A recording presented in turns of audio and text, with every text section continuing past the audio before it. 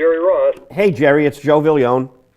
Hey, we got disconnected somewhere somehow. We got lost in the wonderful, magical tour of music. We did. We have 6 minutes left of the show, and you were talking about dedication and hard work and luck. Yeah. But I had some other questions for you, too. Why don't we just go to that? Because I don't know where I finished up with, So you did a number of other sides with Bobby Hebb that came out on singles, and then, Mercury never put the second album out, and that kind of puzzled me. They were more of a singles company?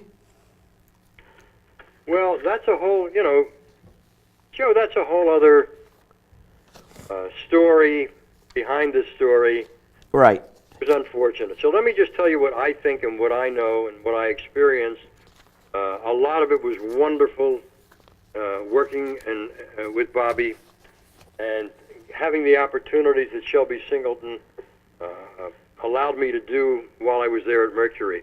But as the record was climbing, as Sonny was moving up the charts, and Bobby and I were discussing what the next recording session is going to be all about, and to come up with the songs, and I listened to a lot of the new songs that he had written, and I had played a couple of things for him, which we had discussed earlier.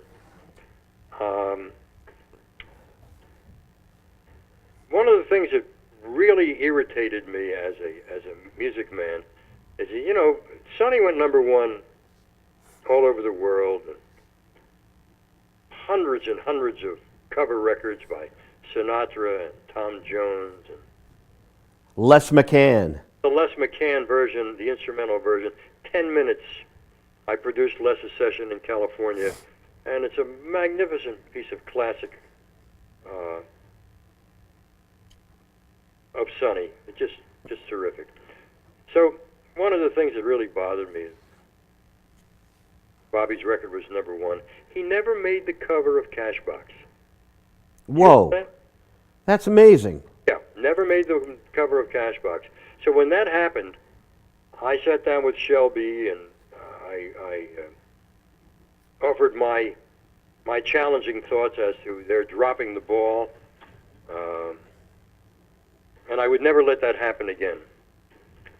So to note, when Keith's record became a big hit, I personally made sure, through my contacts and my connections and work ethics, Keith appeared on the cover of Cashbox. Jay and the Techniques, #3, Apples, Peaches, Pumpkin Pie, on the cover of Cashbox. Spanky Our Gang, Sunday Will Never Be the Same, Lazy Day, on the cover of Cashbox. The Shocking Blue, #1, Venus, worldwide, on the cover of Cashbox. And what does this do for an artist? It makes them not only a record act, but a performing act, recognized worldwide when you get that kind of publicity. Yep. And those kinds of trade papers. And Mercury had dropped the ball. Wow. They didn't publicize Bobby Hebb. They sold a record. They didn't keep the ball rolling. Thank you very much. I'm going to mail you the disc of Bobby in Toronto with the Beatles. You saw the Shea Stadium show. Any thoughts on it? Well, the only thoughts that I had was that you couldn't hear anything. They were screaming so loud, and they were screaming for Bobby, too, when he opened the show. You really couldn't hear anything. Back in the day, they really didn't have their act. When I say they, I mean the sound people.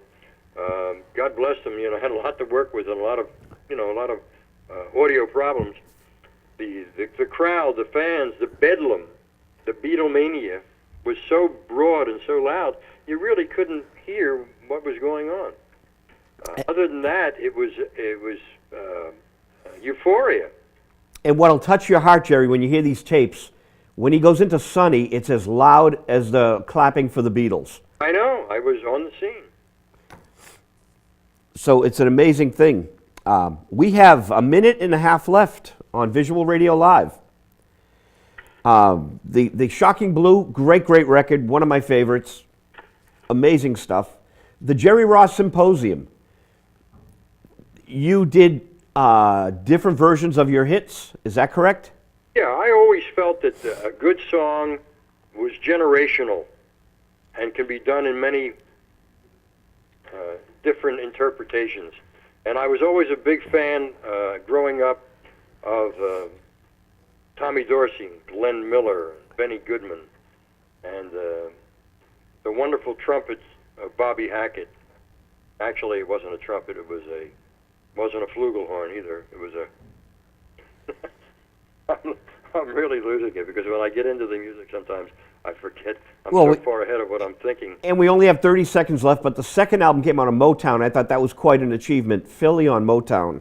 Yeah, Barry Gordy and I put together a project where he asked me to head the New York record operation and bring to him the things that he wasn't equipped to do, and he wanted me to bring them to Motown, the next Shocking Blue, the next Spanky and Our Gang. And I suggested to him that I wanted, one of my great dreams was to do